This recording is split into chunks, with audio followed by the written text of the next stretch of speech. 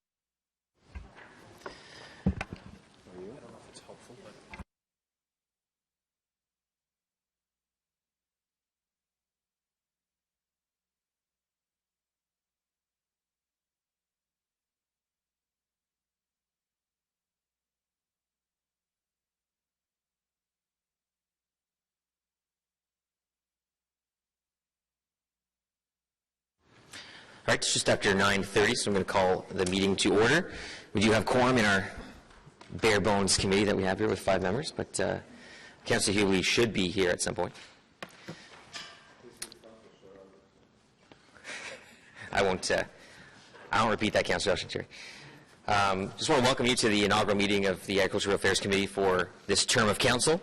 It's a pleasure to sit as chair for this term, and I want to thank the previous members on last term, Councillor Kadri, and of course Councillor Thompson for his time as chair. And I'd like to welcome Councillor DeRuse, who is the new vice chair of this committee for this term, and also of course Councillor Hughley.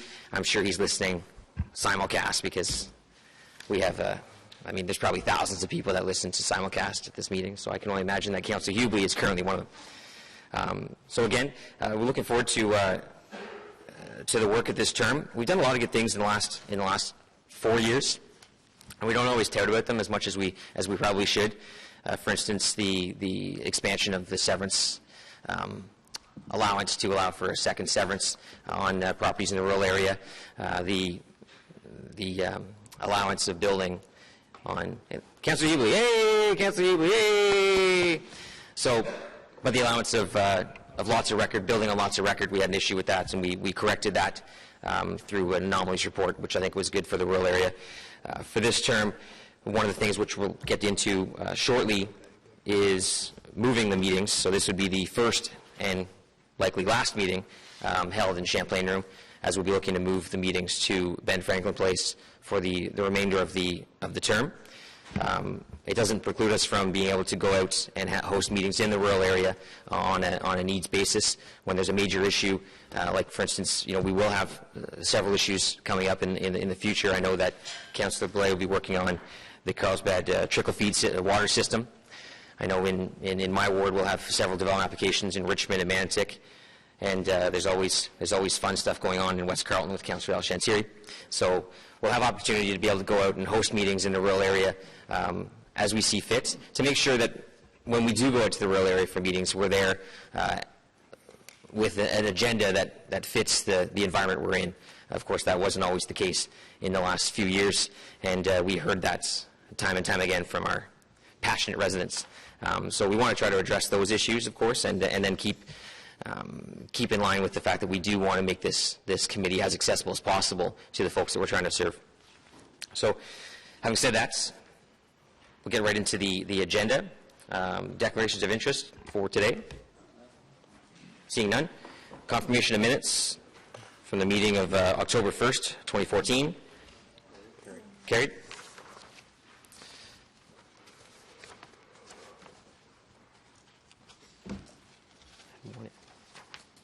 One and two. Okay. So before I get into the agenda, I have to read our customary Doug Thompson statement at the start of every meeting. This is a public meeting to consider the proposed zoning amendments listed as item 14 on today's agenda. For the item listed above, only those who make oral submissions today or written submissions before the amendments are adopted may appeal the matter to the Ontario Municipal Board. In addition, the applicant may appeal the matter to the Ontario Municipal Board if Council does not adopt an amendment within 120 days of receipt of the application for zoning and 180 days for an official plan amendment. A comment sheet is available at the door for anyone wishing to submit written comments on these amendments. So on to the agenda. We do have a speaker registered now for item 1 and 2. I was going to hold item 2 anyways, but we'll hold item 1 as well, which is the Agriculture and Rural Affairs Committee Terms of Reference. Item 2, of course, is the alternative meeting locations for our committee. On item number 3, Jerry Lyons Bowling Alley. That's the naming of the North Core Bowling Alley after a neighbor of mine. I just want to thank, we don't need to hold this, but I just want to thank a friend of mine, Jason Moore. It's his grandfather who's being commemorated. Jerry Lyons was actively involved. He passed away last year, but he was actively involved in a lot of things in Rideau Township, namely the creation of the bowling alley, the building of the bowling alley, the construction of the Alfred Taylor Recreation Center in North Core, the construction and development of the Manotick Arena. We wouldn't have a lot of the recreation facilities in Rideau Township if it wasn't for Jerry Lyons. So it's a very fitting commemoration. I think we had received 20 letters of support in favor of that, which is actually quite outstanding for such a small community. So on item number 3, on the naming of the Jerry Lyons Bowling Alley. Carried. Item number 4 is another commemorative naming in Rideau Woburn, at Leela Scarf Park. The Agricultural Rural Affairs Committee recommend Council approve the proposal to name a new park at 208 Spindrift Circle, Leela Scarf Park. On the item? Carried. Item number 5, Mansick Business Improvement Area Board of Management appointees, 2014 to 2018 term of council, that the Agricultural Rural Affairs Committee recommend Council approve appointments to the Mansick Business Improvement Area Boards of Management as outlined in Document 1 for the term expiring November 30th, 2018. Carried. Item number 6, status update, Agricultural and Rural Affairs Committee inquiries and motions for the period ending 29th of January 2015, that the Agricultural Rural Affairs Committee receive this report for information. Received? Received. I get into a number of other appointments to various boards and agencies. Item number 7, appointments to the Rideau Valley Conservation Authority. Further to deliberations of the selection panel, that the Agricultural Rural Affairs Committee recommend Council approve the following appointments to the Rideau Valley Conservation Authority with terms to expire on November 30th, 2018. The members are Ed Hand, Tom Scott, Peter Leanhouse, Aaron Greco, and Ralph Pentland, with Brad Smith and Jennifer Wallace as reserve members. Carried. Appointment to the Mississippi Valley Conservation Authority, item number 8, further to deliberations of the selection panel, that the Agriculture and Rural Affairs Committee recommend Council approve the following appointments to the Mississippi Valley Conservation Authority with terms set to expire on November 30th, 2018. The members are Phil Sweetnam, John Carrow, I could be wrong on that, and Janet Mason as reserve member. Carried. Item number 9, appointment to the South Nation Conservation Authority. Further deliberations of the selection panel, that the Agricultural Rural Affairs Committee recommend Council approve the following appointments to the South Nation Conservation Authority with terms set to expire on 30th of November 2018. That Alan Perks and Doug Thompson as voting members, and Magda Kubasevich as reserve member, and the appointment of Councillor George DeRuse as a council representative. On the item? Right, now, no fights between George and Doug on that. Item number 10, appointment to the very popular, and we had probably about 300 applications for this one, the Moore's Landing Quillon Port Authority. Further to deliberations of the selection panel, that the Agricultural Affairs Committee recommend Council approve the following appointment to the Moore's Landing Quillon Port Authority with a term set to expire on November 30th, 2018. Ian Glenn. Carried. Item number 11, appointments to the Royal Panel of the Committee of Adjustments. Further to deliberations of the selection panel, the Agricultural Rural Affairs Committee recommend Council approve the following appointments of individuals to the Royal Panel of the Committee of Adjustment. All terms to take effect on June 1st, 2015 and expire November 30th, 2018. The panel consists of Fred Barkhouse, Bill Burden, Stephen Lewis, Martin Vervoort, and Fabien Poulin, and Terry Otto as a reserve member. On the appointments, carried. Now on to City Operations Environmental Services Departments. This would be 2 municipal drains. So item number 12 is Cassidy Municipal Drain modifications. That the Agricultural Rural Affairs Committee recommend Council consider this report pertaining to requests for modifications to drainage works and appoint John Van Gaal of Stantec Consulting as the engineer of record to prepare a report in accordance with Section 76 of the Drainage Act. Of course, this is just merely an appointment of the drainage engineer to assess what kind of modifications will be necessary to Cassidy Drain, and that report, of course, would come back to this committee. On the appointment? Carried. Item number 13, the John Taylor Municipal Drain modification and relocation.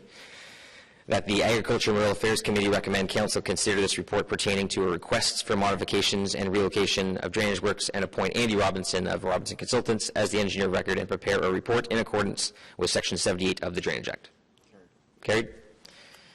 And item number 14, Comprehensive Zoning Bylaw 2008-250, Anomalies and Minor Corrections.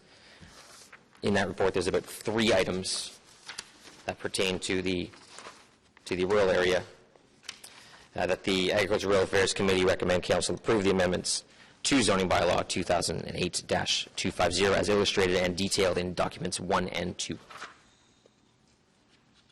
Carried. All right, so we'll go back to item number 1, which is the terms of reference for the Agriculture Rural Affairs Committee. I think we need a presentation by any means, so we'll go straight to the delegation. Shirley Dolan would like to speak to that item.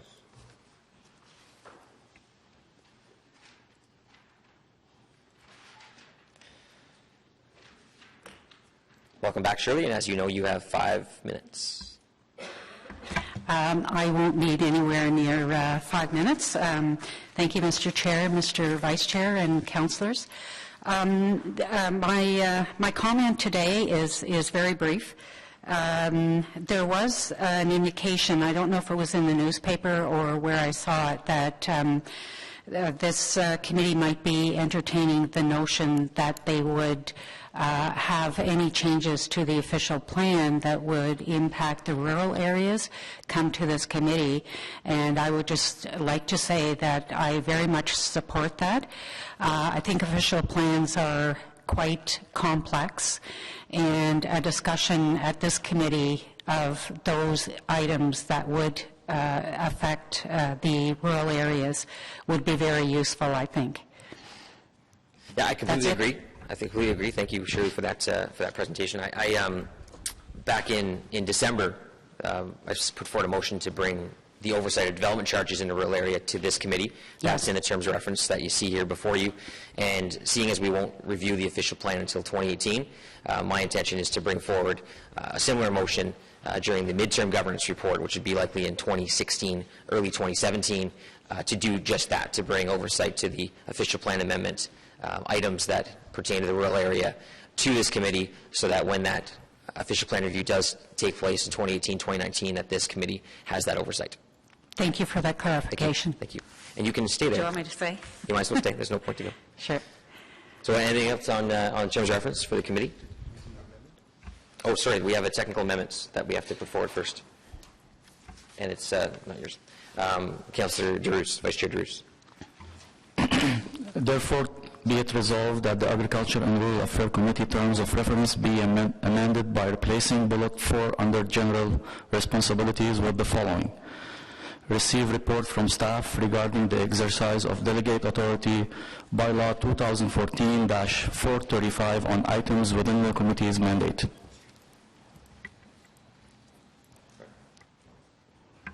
Thank you, Vice Chair Deroux. On the amendments and on the item as amended? Carried. Thank you. Item number 2, of course, is the item that I was going to hold anyways. It was the alternative meeting locations for the Agriculture Rural Affairs Committee.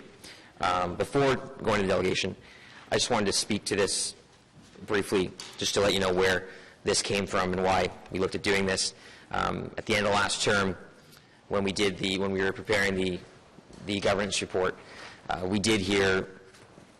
we brought forward things that we heard in the last term, which was namely, and I use this example all the time, the September 4th meeting that we held in VARS, if I'm not mistaken, had about 6 or 7 items on the agenda.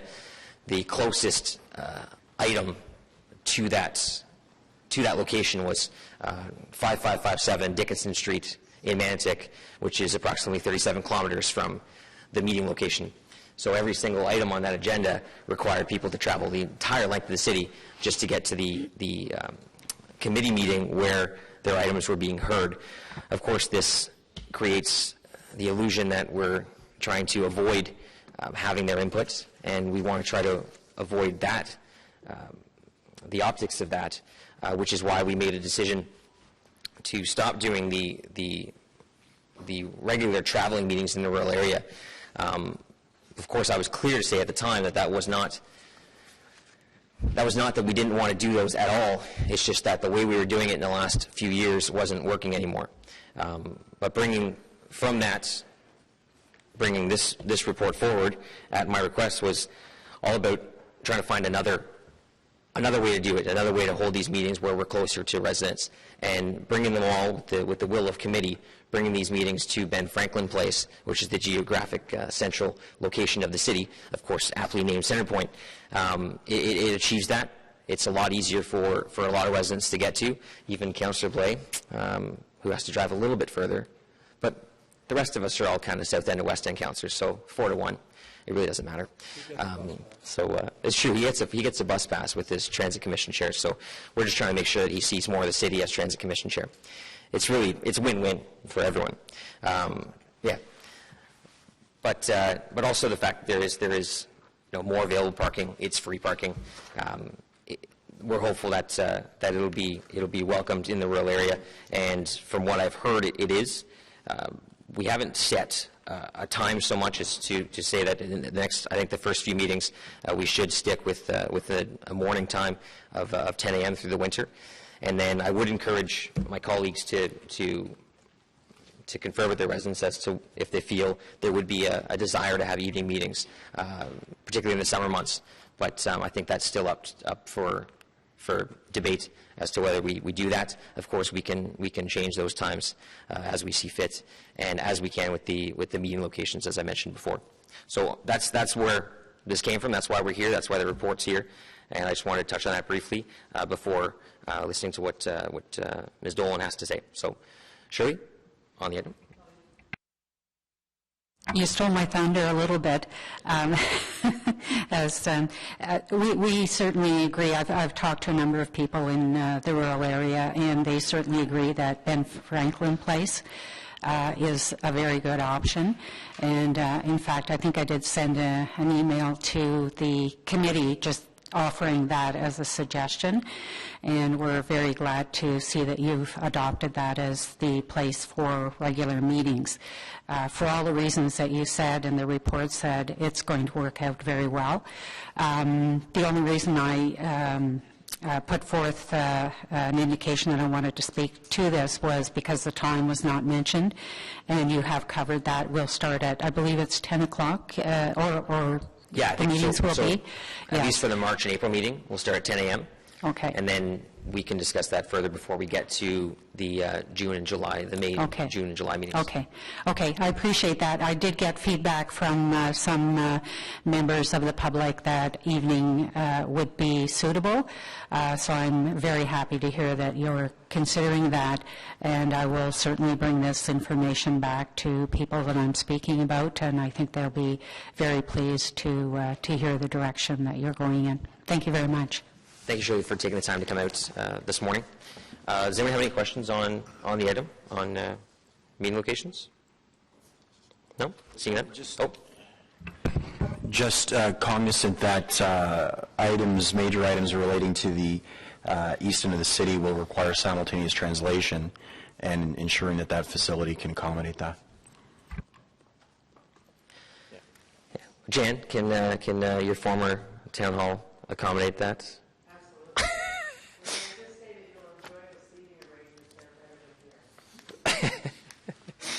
It was actually there was a massive lobby effort from councillors Shirelli and Harder to make us return to Nepean, as it is a wonderful place to be in.